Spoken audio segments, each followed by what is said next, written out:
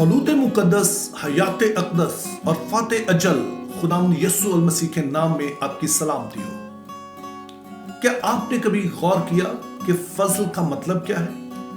अब ये वो लफ्ज है जो बाइबल मुकद्दस में और मसीहत में एक मरकजी हैसियत रखता है। हम सोचते हैं कि इसका इजहार हमें नए अहदनामा में मिलता है, लेकिन ये बात सच नहीं है। अगर खुदा का फजल ना होता तो आदम जिस दिन गुनाह किया था उसी दिन उसे मार दिया जाता। आदम का जिंदा रहना फजल था। जब खुदा ने तूफान नूह भेजा तो नूह और उसके बेटे और उसका पूरा खानदान भी मिटाया जा सकता था। उसका जिंदा रहना खुदा का फजल था। जब खुदा ने बाबुल के बुर्ज पर नमरूद और उसके साथियों को बगावत करते देखा, उनको मिटाया जा सकता था, लेकिन यह खुदा का फजल था। और खुदा ने अपना फजल हर जगह पर जाहिर किया। और उसका जो पहला निशान हमें नजर आता है, जिसको बड़ा ही कैटेगोरिकली कहा गया, वो हमें कौसे कज़ा में नजर आता है। जब खुदा ने अहद बांधा, जब खुदा ने नूह के साथ अहद बांधा, तो उसमें इस बात का इजहार किया गया। मेरे अजीजों, आइए ये दो वर्सेस मैं आपके लिए पढ़ूंगा, 8वें बाब और 9 बाब में। सो ये दो इकट्ठी जो आयात है मैं आपके लिए पढ़ना चाहता हूं।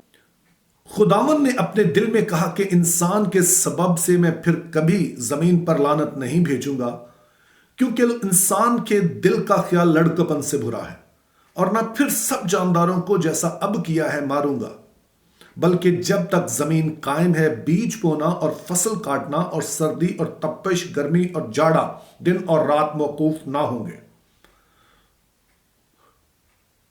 और 9वां बाब है कि मैं अपनी कमान को बादल में रखता हूं, वो मेरे और जमीन के दरमियान अहद का निशान होगी। ऐसा होगा कि जब मैं जमीन पर बादल लाऊंगा तो मेरी कमान बादल में दिखाई देगी, और मैं अपने अहद को जो मेरे और तुम्हारे और हर तरह के जानदारों के दरमियान है याद करूंगा, और तमाम जानदारों की हलाकत के लिए पानी का तूफान फिरना होगा। सो खुदा ताला ने नूह के साथ तो एक अहद बांधा और इसका एक निशान दिया। सो इस अहद का जो लुब्बे लबाब है वो ये है कि मैं दोबारा नस्ले इंसानी को एक साथ पानी के साथ नहीं मारूंगा। लेकिन मेरे अजीजों, इसको हम समझे इस बात के लिए कि खुदा ने जब ये कहा तो क्यों कहा? खुदा ने इसलिए कहा कि इंसान के दिल के ख्यालात लड़कपन से बुरे हैं। जैसा हमने पिछले लेक्चर्स में देखा कि चूंकि हमारे करप्टेड नेचर है, हमारी जो फितरत है उसमें बिगाड़ पाया जाता है। आदम की बगावत जो है वो हमारे अंदर पाई जाती है। इसीलिए बाइबल मुकद्दस हमें यह बताती है कि हम कोशिश करने के बावजूद भी अच्छाई करने से माजूर रहते हैं। और खुदा ताला खुद हमें बताते हैं कि इंसान के लड़कपन के ख्याल जो है वो बुरे होते हैं। जब वो कुछ करने के काबिल हो जाता है तो फिर तब से ये इनका इजहार होना शुरू हो जाता है। आपने इसका अक्सर इजहार देखा होगा, जो टीन एजर्स होते हैं उनके बारे में कहा जाता है कि जी वो बहुत प्रॉब्लमैटिक होते हैं, उनमें कई तरह के वो प्रॉब्लम्स क्रिएट करते हैं। तो बाइबल मुकद्दस इसकी तायद करती है, चूंकि वो अंदर एक जो मादा है हमारे, वो जो एक बगावत का जो एक मादा पाया जाता है, वो उभर कर सामने आ जाता है। मेरे अजीजों, इसके साथ ना सिर्फ खुदा ने ये कहा बल्कि उसका एक निशान दिया। अब इस निशान से क्या मुराद है? खुदा कोई भी और निशान दे सकता था, लेकिन यही क्यों दिया गया? इसके बारे में दो बड़ी राय पाई जाती हैं।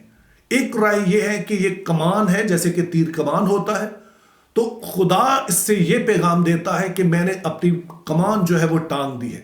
अगरचे कि इंसान अब भी गजब के नीचे है, लेकिन मैं उस पर अपने गजब के तीर नहीं बरसा रहा हूं।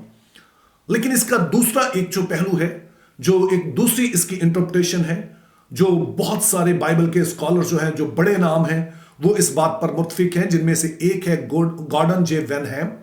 तो उनका यह मानना है कि ये कमान जो है इस बात को जाहिर करती है कि जब काले बादलों पर यह कमान दिखाई देती है तो खुदा की तरफ से पैगाम यह है कि मेरे गजब के जो बादल हैं वो चाहे कितने भी गहरे क्यों ना हो, लेकिन मेरे फजल के रंग हमेशा इन गजब के बादलों पर गालिब आते हैं। बाइबल मुकद्दस का ये मरकजी मुकाशवा है कि इंसान की बका सिर्फ खुदा के फजल से है। लेकिन बहुत सारे अल्फाज की तरह हम इसका भी शायद उतना मतलब नहीं समझते जिस तरह से हमें समझना चाहिए। तो मेरे अजीजों, इसका असल मतलब क्या है? बाज लोगों का मानना है कि इसका मतलब है किसी पर रहम करना, और इसका यह मतलब है कि अगर किसी ने कोई जुर्म किया है तो रहम करते हुए उसे माफ कर देना। यह बात किसी हद तक दुरुस्त है, लेकिन यह इसका आधा मानी है। असल मानी क्या है? अब फर्ज कीजिए कि एक शख्स है जिसने चोरी की है और उसके बाद वो पकड़ा गया। अब जो बाइबल की डेफिनेशन है फजल की, उसके मुताबिक ना सिर्फ ये कि आप उसके इस जुर्म को माफ कर देते हैं, उसने जो चोरी की है आप उसकी कीमत अदा कर देते हैं, बल्कि आप कुछ ऐसा करते हैं कि उसके लिए कारोबार सेट करके दें ताकि आइंदा को वो ना सिर्फ चोरी ना करे बल्कि वो खुद से अपना घर का इंतजाम कर सके। बाइबल मुकद्दस में जो फजल है वो ऐसा ही है कि ना सिर्फ जिस सजा के हम हकदार हैं वो हमें ना मिले, बल्कि उसके बरअक्स हमें कुछ इनाम में मिल जाए। इसको खुदा का फजल कहते हैं। ऐसा ही कुछ खुदा ने किया।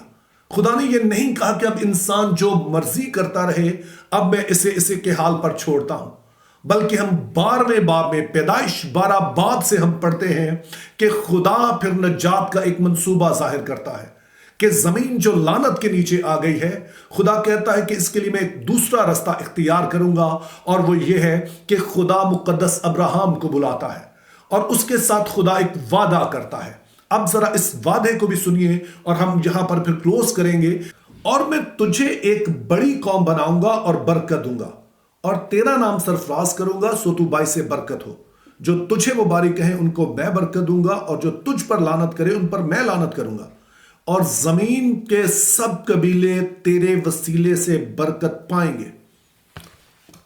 मेरे अजीजों, ये इंतहाई अहम बात है कि खुदा ने ना सिर्फ ये कहा कि अब ये सारा कुछ चलता रहेगा, आसमान और जमीन का जो सूरज का निकलना है, सूरज का गुरूब होना है, फसलों का जो मौसम है, ये सब चलता रहेगा, लेकिन साथ में खुदा ने नजात का एक मंसूबा भी बनाया ताकि इंसान सदा इस हालत में ना रहे।